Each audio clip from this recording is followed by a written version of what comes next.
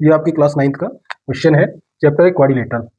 इसमें देखो क्या दिया है, so that the bisectors of the angles of a parallelogram enclose a rectangle. ठीक है, तो आपको इसमें दिया है ए बी सी डी, क्या है आपका एक पैरेललोग्राम है, और ये जो लाइन दे रखी है A R B R and D P and C P, ये क्या कर रही है, इस एंगल को बाइसेक्ट कर रही है, ये एंगल। ठीक है, ये वाली, और इनके बाइसेक्टर से ये जो क्वाड्रिलेटरल बन रहा है पी क्यू आर एस, ये क्या होगा, रेक्टेंगल होगा। ठीक है, तो यही हमने गिवन में दिया है, A B C D is a parallelogram and A R and B R bisects angle A and angle B. ठीक है, and similarly D P and C P bisects angle D and C. ठीक है, तो bisects का मतलब जानते ही हो आप, जैसे ये वाला जो एंगल है टू इक्वल पार्ट्स में डिवाइड हो रहा है, इसी तरह ये वाला एंगल, इसी तरह ये वाला एंगल टू इक्वल पार्ट्स में डिवाइड हो रहा है, बाइसेक्ट का मतलब।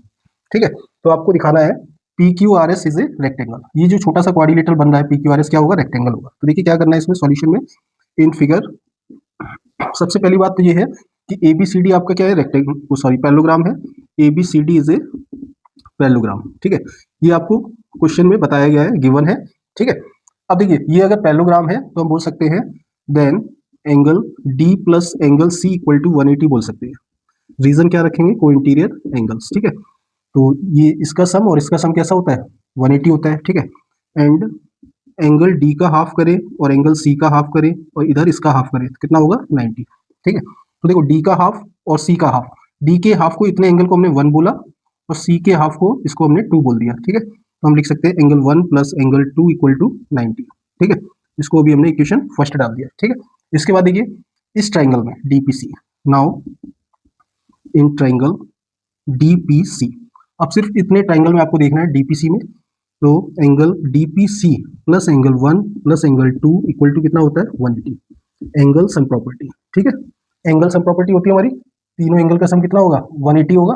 ठीक है, अब देखिए एंगल डीपीसी प्लस 1 प्लस 2 का सम हमारा कितना है, 90 है, यहाँ पर 90 रखेंगे इक्वल टू 180, यहाँ पर लिख देंगे यूजिंग इक्वेशन फर्स्ट। ठीक है, अब 90 को उधर ले जाएंगे तो एंगल डीपीसी हमें मिल जाएगा कितना, 180 माइनस 90, तो एंगल डीपीसी इक्वल टू 90 हो जाएगा।